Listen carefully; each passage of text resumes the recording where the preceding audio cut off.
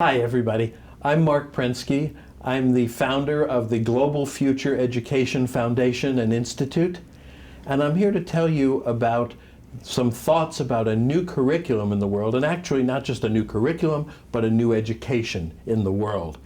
Why do we need a new education in the world? Because we have a new context. The whole world is still using an education that was basically designed in the 19th century and the 20th century based on math and language and science and history. But that's not really what people need anymore, because they live in a context where that stuff is very readily available. They live in a context that's very variable. I call it VUCA. Variability, uncertainty, complexity, and ambiguity. We're inventing new words like frenemy and competition. And we have an accelerating pace of change. And the emphasis is not on the change, but on the acceleration, which we've never ever seen before. And because we have these things, it's quite anxiety producing. We have more than two times more people in the world than when I grew up. So what's going on at the same time that's interesting is that technology is coming to our aid. And technology is coming to our aid by extending our brains. I wrote a whole book about this called Brain Gain. We can do many more things. We can look at trillions of data points. We can analyze. We can connect around the world. And most importantly, our extended brains are connected together by the internet. And so we have this world of VUCA and accelerating change and extended brains and connectivity that is a brand new world.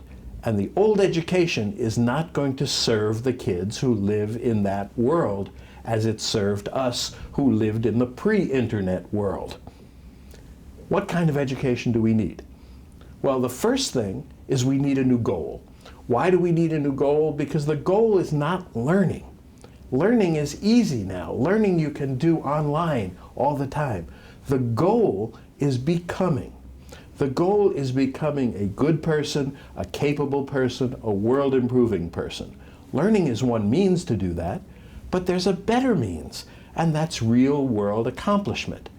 Kids today can accomplish real-world projects in many areas, starting very young, in ways that kids could never do before, because they have all these tools.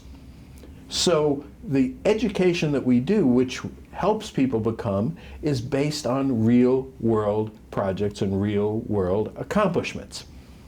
Now, once we have those projects, what do the kids need to know?